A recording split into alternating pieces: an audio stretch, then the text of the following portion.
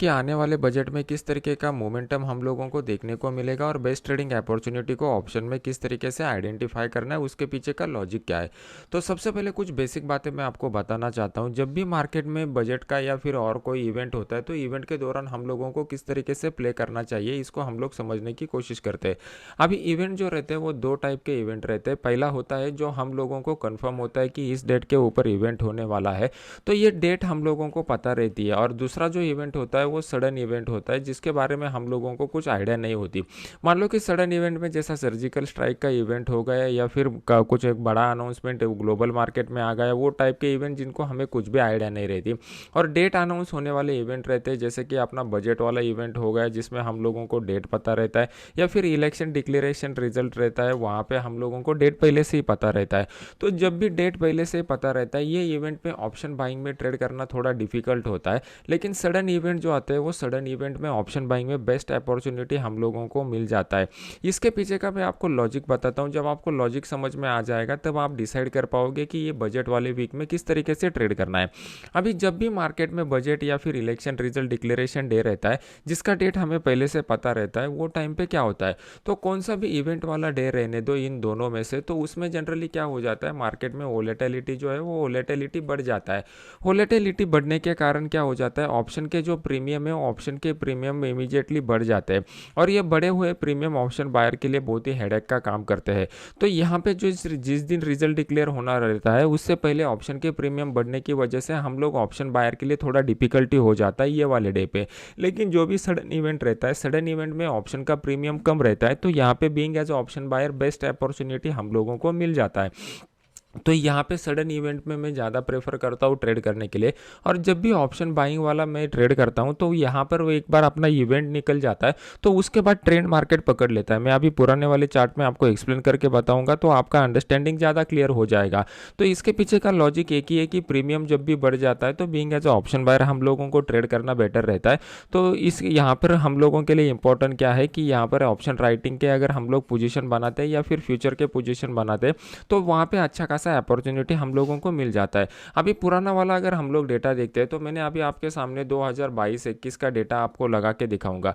ये 2021 का डेटा है। यहाँ पर अगर आप देखोगे तो 1 फरवरी के दिन बजट अनाउंस हुआ था। उसके बाद एक बहुत बड़ा मोमेंटम हम लोगों को देखने को मिला। इसी दिन मार्केट ने एक ट्रेंड पकड़ा और उसी ट्रेंड को मार्केट ने कंटिन्यू किया आने वाले कुछ दिनों के लिए। और यहाँ पे जब भी ये रेजिस्टेंस लेवल ब्रेक हो गया, प्राइस एक्शन ने भी हमें कंफर्म कर दिया कि आने वाले समय में एक बड़ा मोमेंटम हो सकता है। लेकिन अगर हम लोग 2022 का बजट देखते हैं तो 2022 के बजट में आपको यहाँ पर क्लियर कट दिखाई दे रहा है कि मार्केट ने एक दोजी कैंडल बनाया। मतलब यहाँ से फंडामेंटली कोई भी ट्रिगर नहीं मिला और फिर उसके बाद मार्केट ने ब्रेकआउट देने के बाद भी वो फेल ब्रेकआउट साबित हो गया और मार्केट दोबारा वापस नीचे आ गया और अपने ओरिजिनल ट्रेंड को मार्केट ने रिज्यूम किया। तो आने वाले समय में ये 2023 में किस तरीके का मोमेंटम देखने को मिल सकता है, इसको समझने की कोशिश करते हैं प्राइस एक्शन के लॉजिक से। अभी प्राइस एक्शन में सबसे इंपॉर्टेंट हम लोगों को देखना पड़ेगा कि सबसे पहले प्रीवियस मोमेंटम हम लोगों को किस तरीके से मिला था। जब हम लोग प्रीवियस मूव को एनालिसिस करेंगे तब जाके हम आने वाले मोमेंटम के बारे में सोच सकते हैं। आने वाला मूव कौन सा रहेगा, ट्रेंडी रहेगा, रेंज बाउंड रहेगा, इसको कैसे समझना, इसके पीछे का लॉजिक समझ लेते हैं। अभी जब भी बड़ा मोमेंटम हो चुका है तो इसका मतलब क्या है कि ऑप्शन के जो प्रीमियम है, ऑप्शन के प्रीमियम ऑलरेडी बढ़ चुके हैं। जब भी ऑप्शन के प्रीमियम बढ़ जाते हैं तो ऑप्शन बायर के लिए ज़्यादा मौका नहीं रहता। यहाँ पे ऑप्शन राइटर लोगों को अच्छा खासा मौका मिल जाता है।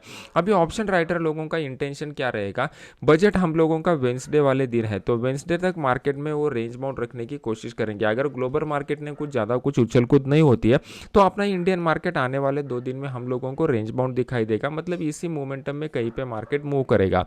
मार्केट में बड़ा मोमेंटम कब आ सकता है, जब यहाँ पे बजट अनाउंस हो जाएगा। बजट 1 फरवरी के दिन है, मतलब बुधवार के दिन बजट आने वाला है। तो जैसे ही 11 बजे बजट का स्पीच स्टार्ट हो जाएगा, 11 बजे से 9 सवा 9 बजे से लेके 11 बजे तक का अगर आप पीरियड देखोगे तो यहाँ पे मार्केट में कंप्लीटली रेंज बाउंड मोमेंटम रहेगा। 11 बजे के बाद जैसे ही स्पीच स्टार्ट हो जाएगा यहाँ पे मार्केट में वोलेटिलिटी बढ़ जाएगा। वोलेटिलिटी बढ़ने के कारण यहाँ पे ज़्यादा कुछ हम लोग ट्रेड नहीं करेंगे। जनरली जिस इवेंट वाले डेट जो होते हैं पहले से अनाउंस रहते हैं उस टाइम पे मैं ऑप्शन में ज़्यादा ट्रेड करना प्रेफर नहीं करता। वो टाइम पे मैं फ्यूचर में में ट्रेड लेना प्रेफर करूँगा, या फिर अगर अच्छा अपॉर्चुनिटी मिलता है तो वहाँ पे ऑप्शन राइटिंग के मैं पोजीशन क्रिएट करने की कोशिश करता हूँ। तो अगर आप एक नोवाइस ट्रेडर हो, आप पहली दूसरी बारी बजट देख रहे हो, तो मैं आपको रिकमेंड करूँगा कि आप वेट एंड वॉच की मोड में रहिए, मार्केट में रहिए, लेकिन पेपर ट्रेड कीजिए, एक्चुअल ट्रेड मत कीजिए। अगर आपका कैपिटल बच जाएगा तो बजट के बाद जो एक्सपायरी है उसमें अभी अच्छा खासा बेनिफिट आपको मिल जाएगा। तो 11 बजे के बाद जो वोलेटिलिटी चालू हो जाएगा वो 12:30-1 बजे तक फाइनेंस मिनिस्टर का स्पीच चलता रहता है, तब तक ये वोलेटिलिटी कंटिन्यू रहता है। और फिर उसके बाद क्या हो जाता है, 1 बजे के बाद अगर कोई डेली चार्ट के ऊपर ब्रेकआउट बनाता है तो उसके बाद मार्केट में 3:30 बजे तक एक बड़ा ट्रेंडी मूव हम लोगों को देखने को मिलता है। जनरली मेरा जो एक्सपीरियंस है पिछले 5-6 सालों का, इसी तरीके का मोमेंटम हम लोगों को देखने को मिलता है।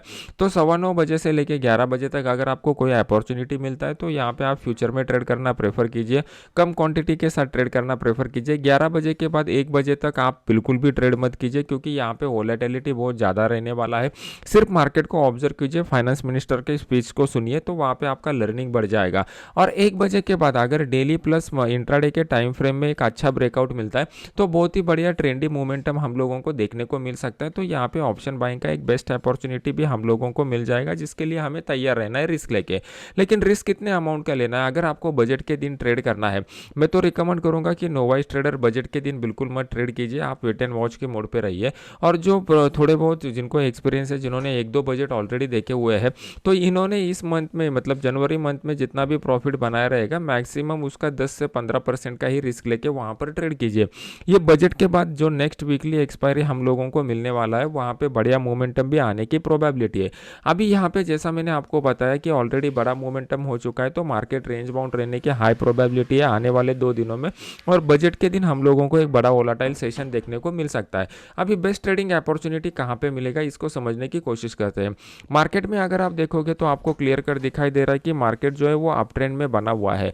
अभी ये जो मार्केट अप ट्रेंड में बना हुआ है, इसमें हम लोग सेल ऑन द राइज का ट्रेडिंग स्ट्रेटजी अगर यूज करते हैं तो हम लोगों को ऊपर की साइड में एक इंपॉर्टेंट रेजिस्टेंस लेवल चाहिए। तो ऊपर की साइड में 41,570 के करीब का एक इंपॉर्टेंट रेजिस्टेंस लेवल निकल के आ रहा है। आने वाले 2 दिनों में इतना ऊपर जाने की प्रोबेबिलिटी नहीं है, लेकिन अगर ग्लोबल फैक्टर में कुछ हो जाता है और ऊपर की साइड में हम लोगों को मार्केट मिलता है, तो यहाँ से मार्केट दोबारा रिवर्स हो सकता है। ये एक बेस्ट अपॉर्चुनिटी हम लोगों को मिलेगा। अभी नीचे की साइड में जाते हैं तो कोई भी कंफर्म सपोर्ट लेवल हम लोगों को नहीं मिल रहा है। यहाँ पे बीच बीच में मल्टीपल सपोर्ट लेवल जो है वो मिल रहा है, लेकिन वो ज़्यादा प्रोबेबिलिस्टिक नहीं है। तो मार्केट को यहाँ पे इंट्राडे में 15 मिनट के, 30 मिनट के या 60 मिनट के चार्ट के ऊपर एक सपोर्ट लेवल बनाना पड़ेगा, या फिर क्या करना पड़ेगा, ओपन इंटरेस्ट के डेटा में जो भी राउंड लेवल हम लोगों को मिल रहा है वो राउंड लेवल के करीब मार्केट को आने देने तक वेट करना पड़ेगा, तभी जाके बेस्ट अपॉर्चुनिटी हम लोगों को मिलने वाला है। अभी 15 मिनट चार्ट के ऊपर हम लोग जाते हैं तो और भी आपके लिए पिक्चर क्लियर हो जाएगा। यहाँ पर अगर आप देखोगे तो आपको पहले 15 मिनट में एक बड़ा मोमेंटम मिला गैप डाउन के बाद, लेकिन यहाँ पे ज़्यादातर लोग ट्रेड नहीं कर पाए रहेंगे। और फिर उसके बाद प्रीमियम ऑलरेडी पुट के बढ़ चुके थे, तो अगर आप ऑप्शन सेलिंग का या ऑप्शन बाइंग का भी पोजीशन यहाँ पे बनाते तो एक डिसेंट सा प्रॉफिट होता, ज़्यादा कुछ आपको बड़ा जैकपॉट नहीं मिलता।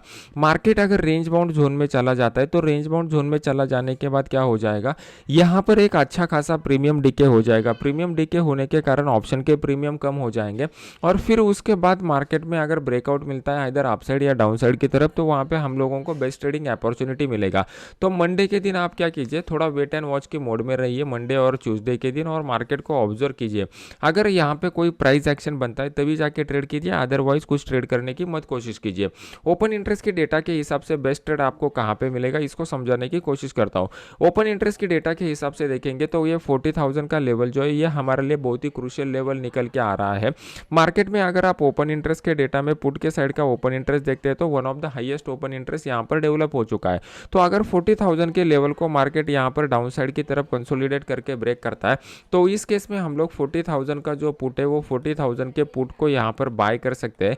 इसको बाय करने के बाद हमारा स्टॉप लॉस जो रहेगा वो आइडियली यहाँ पे जो भी कुछ स्विंग हाई बना रहेगा हम लोग उसको स्टॉप लॉस की तरह यूज करेंगे, और नीचे के साइड में एक बड़ा टारगेट 200 से 250 पॉइंट का भी हम लोग एक सिंगल शॉट में एक्सपेक्ट कर सकते हैं। मार्केट को अगर इस लेवल के बाउंस बैक करना है तो एक इंपॉर्टेंट ट्रेड आपको छोटा सा मिलेगा। कब मिलेगा, जब मार्केट इस 40,000 लेवल के करीब आ जाएगा और यहाँ पे कुछ हैमर लाइक कैंडल पैटर्न बनाएगा या इस तरीके का पैटर्न बनाएगा, तो इस केस में कम क्वांटिटी के साथ और छोटे टारगेट के लिए हम लोग ट्रेड कर सकते हैं। वहाँ पे हम लोग 40,000 का जो कॉल है वो 40,000 के कॉल को यहाँ पर बाय कर सकते हैं। इसका स्टॉप लॉस हमारा जो रहेगा, यहाँ पे जो भी मार्केट ने कुछ लो बनाया रहेगा हम लोग उसको स्टॉप लॉस की तरह यूज़ करेंगे। ऊपर की साइड में हमारा जो भी क्लोजिंग प्राइस यहाँ पे निकल के आ रहा है, ये क्लोजिंग प्राइस हमारा टारगेट निकल के आ रहा है, यहाँ तक हम लोग इसको होल्ड रख सकते हैं। ये जो टारगेट है, ये टारगेट बहुत ही नज़दीक मिलेगा, लेकिन 300 पॉइंट भी बड़ा मोमेंटम होता है जिसको हम लोग ट्रेड कर सकते हैं। तो ये पॉइंट को याद रख के कल के दिन या परसों के दिन आपको ट्रेड करना पड़ेगा। अगर मार्केट जो है वो छोटा सा गैप अप ओपन होता है तो मार्केट यहाँ पे रेंज बाउंड मोमेंटम दिखाने की हाई प्रोबेबिलिटी रहेगी, तो उस केस में मैं कोई भी ट्रेड करना प्रेफर नहीं करूँगा। अभी देख लेते हैं कि निफ्टी में किस तरीके का हलचल होने की प्रोबेबिलिटी और वहाँ पे बेस्ट ट्रेडिंग अपॉर्चुनिटी कहाँ पे मिलेगा।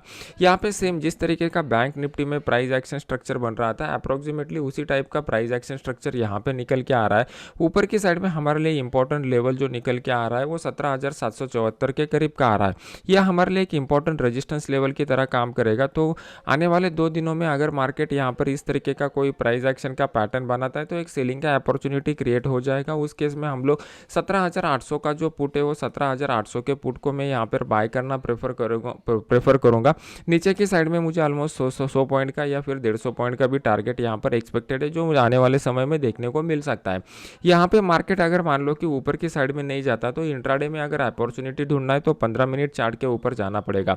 अभी आपको एक 15 मिनट का चार्ट मैंने लगाया हुआ है। जब भी कोई बेस्ट अपॉर्चुनिटी क्रिएट हो जाएगा मैं आपको इस फ्री वाले चैनल में अपडेट कर दूंगा, जिसका लिंक मैंने वीडियो के नीचे डिस्क्रिप्शन बॉक्स में डाला हुआ है। यहाँ पे 15 मिनट चार्ट में अगर हम लोग देखेंगे तो लेग क्लोजिंग के टाइम हम लोगों को फ्राइडे के दिन एक बाइंग देखने को मिला है लास्ट आवर में, लेकिन ये बाइंग ज़्यादा टाइम के लिए सस्टेन नहीं होगा क्योंकि यहाँ पे फ्रेश पोजीशन ऐड नहीं हुए हैं। तो जिन्होंने भी ऊपर की रेट पर अच्छे खासे सेलिंग के पोजीशन बनाए हुए थे उन्होंने अपना वीकेंड क्लोजिंग का रिस्क अवॉइड करने के लिए यहाँ पे आपने कुछ क्वांटिटी में पोजीशन स्क्वायर ऑफ किए हैं, उसकी वजह से ये अपसाइड का छोटा सा मोमेंटम देखने को मिला हुआ है। तो मार्केट को पहले यहाँ पे एक प्राइस एक्शन बनाने दीजिए और फिर प्राइस एक्शन बनने के बाद हम लोग ट्रेडिंग का डिसीजन ले लेंगे। वीडियो अगर अच्छा लग रहा है तो इसको लाइक कीजिए, अपने यूट्यूब चैनल को सब्सक्राइब करके बेल आइकॉन का बटन दबा दीजिए। तो मिलते हैं नेक्स्ट एजुकेशनल वीडियो में। Thank you very much.